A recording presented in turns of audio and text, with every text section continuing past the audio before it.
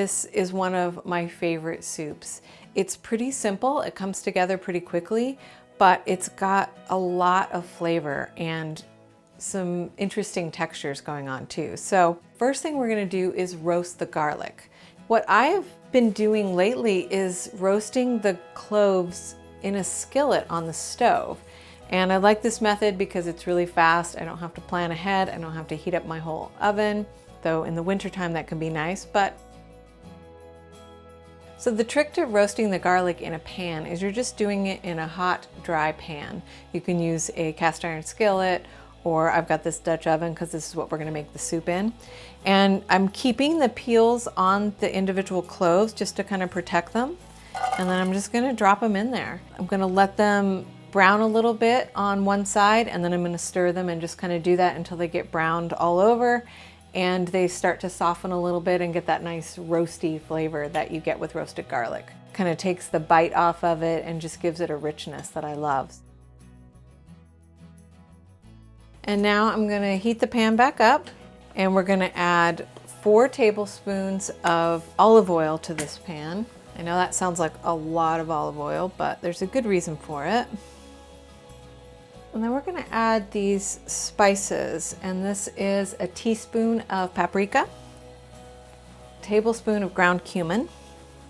Just gonna blend those in with the olive oil, get it sizzling. I'm gonna add a pinch of cayenne pepper. Just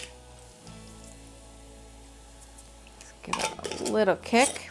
And then we're gonna take a few slices of bread and we're gonna toast them in these spices.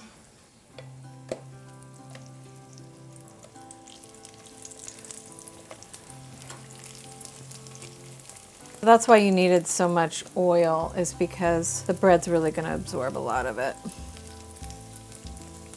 And so we're just trying to get these a little bit brown and crispy. And then we're gonna remove those and set them aside. And then as you're pulling them out, just let some of that oil drain off. Set that aside. And then we're gonna add 14 ounces of stewed tomatoes. These are just plain canned whole tomatoes. And then we're gonna add 4 cups of warm stock. If you use a vegetable stock, you can keep this a completely vegetarian dish. And having the stock already warmed just speeds things up a little bit. And as those tomatoes cook, you'll want to just break them apart. And then we will bring that to a boil.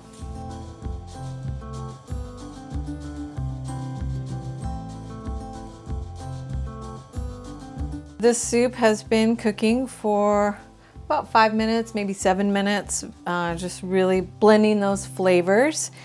Depending on how much salt your stock has, you're gonna wanna add some salt. I've already added a little bit to this, so I think it should probably be good. You'll just wanna taste it and find out how much it needs. And then we're gonna add back in that roasted garlic. And then we're gonna add this big bowl of fresh spinach leaves. And we're just gonna dump all that in there. And if you're making this soup ahead of time, I would recommend not adding the spinach until right before you're about to serve it. These other ingredients can really just linger on the stove and really build and develop flavor, but the spinach, you want it to be nice and bright and fresh in that soup. And then at this point, you'll also probably want to taste it and adjust the flavors. Yeah, that garlic's coming through.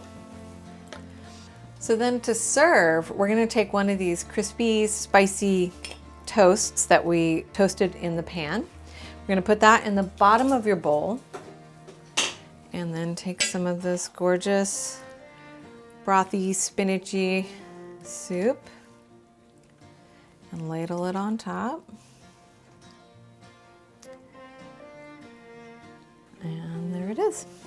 It's kind of like the reverse of the French onion soup, where you float the bread on top. This bread is down here in the soup.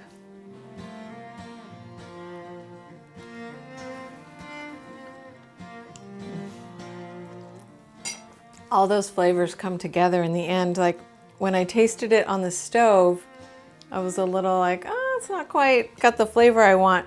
But then when you've got that bread, which has absorbed all that spice, it's really great. It has so much, it's just bursting with flavor and just very comforting and warm, and it's lovely. Thanks so much for joining us today for this soup recipe. You can follow us on social media at Earth Eats and subscribe to our podcast wherever you get your podcasts. I'm Kate Young, and thanks for joining us. See you next time.